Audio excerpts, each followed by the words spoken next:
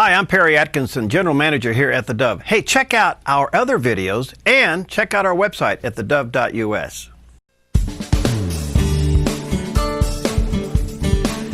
Okay, we're back, and this is a very special edition of Focus Today, as today we are focusing on a very important issue here in the state of Oregon.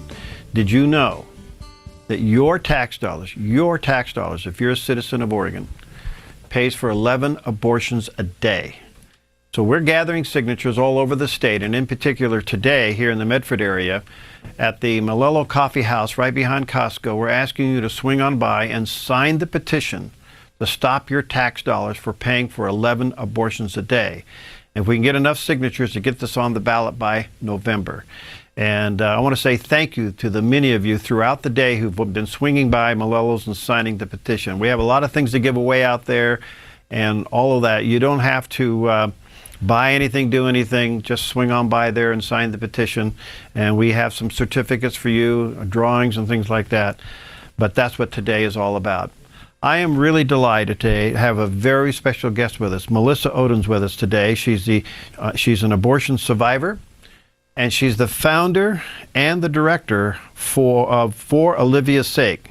And she's got an incredible story, a miraculous story of her own birth, and explains how the impact of abortion is on families and the community. So, Melissa, hi. Nice to have you with us today. Good morning. Nice to have you with us. Well, your story is absolutely fascinating, and I don't want to even add to it. Tell us about your miraculous birth. It is. You know, I am the first person to admit I've been blessed with a very intense life. I am one of the few people who can say that I survived my own mother's abortion. I survived a saline infusion abortion, which was a very common procedure back then in the 1970s. I survived back in 1977. So if people do the math, yes, I'm 36, almost 37 years old. But that type of procedure was meant to scald me to death. And folks can look it up on the internet and read about how that toxic salt solution was delivered into the amniotic fluid surrounding me in the womb. The child in the womb soaked in that toxic salt solution, and then their life was supposed to be effectively snuffed out, and then premature labor induced, with then that deceased child being delivered. You know, in my case, the doctors can't pinpoint why I survived, what possibly could have went wrong. You know, I like to think something went right. Yeah. Me, but God obviously had a plan, because I soaked in that toxic salt solution for 5 days, which is longer than what I should have. And on the 5th day of that abortion procedure, I was delivered at the hospital. And that's when they realized that the abortion had not succeeded in ending my life. Whoa, let me catch my breath here. When did you learn that you survived an abortion? I was actually 14 when I found out that I had survived the abortion. I grew up knowing I was adopted. That was a normal part of my adoptive family. And I never thought for a second that abortion had touched my life. I never thought for a second that my birth parents would have even considered having an abortion, nonetheless actually following through with it. But, you know, what I know now, and it's been a long journey, but what I know now is that my birth mother was not given any other choice than to have that abortion. And it was completed thinking she was less than 5 months, but in reality, I was probably about 31 weeks gestational age when I survived. But it was her own family, unfortunately, that forced her to have it. And even my own grandmother, it was her mother, my maternal grandmother, who assisted in the abortion as a nurse and is the person who delivered me, and unfortunately also demanded that I be left to die. That's a lot to digest. Yeah, I'm processing this. Did you have any side effects? You know, when I first survived, the doctors had indicated they didn't think I was going to continue to live for very long. I weighed a little less than 3 pounds. I suffered from severe respiratory and liver problems. I suffered from seizures for an extended period of time, required multiple blood transfusions. And the doctors had just said that if I continued to live for very long, I was going to suffer from multiple disabilities, from being blind and deaf to having emotional and mental disabilities throughout my life. But I received a clean bill of health by the time I was 5 years old. Well, you are a beautiful young woman. Thank you for calling me both beautiful and young. Well, I am your senior. Have you ever spoken to your biological mother? Oh, the short version of this, God's blessed me with some amazingly long stories and journeys in my life. But I started looking for my birth family when I was 19, and it took me 10 years to find them.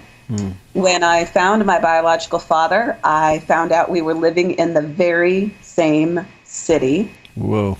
Which was astounding. I didn't grow up in that city. I had moved there to finish my master's degree, and there he was. Sadly, he never responded to a letter that I sent him, but ultimately why he didn't respond is because he passed away about 6 months after I sent it. But in terms of my birth mother, I couldn't find her initially and reached out to her family, that same grandmother who played such a huge part in the abortion. I contacted them and asked them to reach out to my birth mother on my behalf. And, they were very gracious and actually responded to my letter, admitted to the abortion taking place, but unfortunately told me about 7 years ago when I sent the letter that they wouldn't be passing along my message to my birth mother because they didn't have any contact. They were estranged. And, it makes sense that their relationship has been forever changed if she was forced to have. Does your grandmother know what you're doing now? My grandmother is now deceased, but I believe that she did know before she passed away.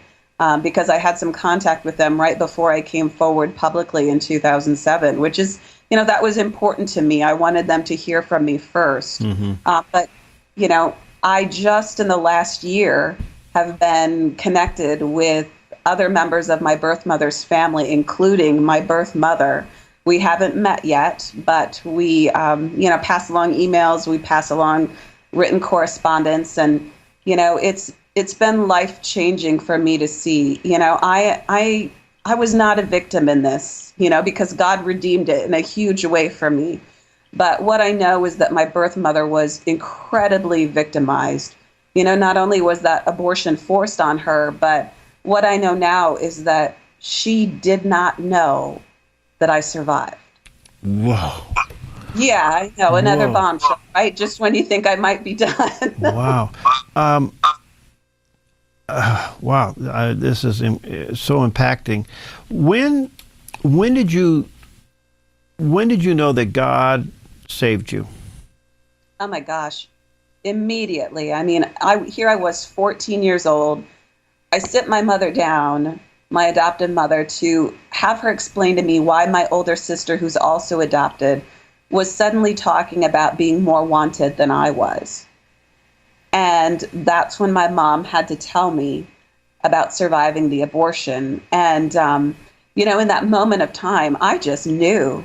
I knew nobody but God saved me, and that he obviously had a huge plan for my life. But, I will be the first person to admit I spent years of my life feeling so ashamed and embarrassed by what happened to me and what the world says about abortion and lives like mine. So, God really, really allowed me to heal, and he's given me the grace and the strength to come forward because I couldn't do this without him. Have you connected with other abortion survivors? You know what? I do. I do a lot of work with survivors.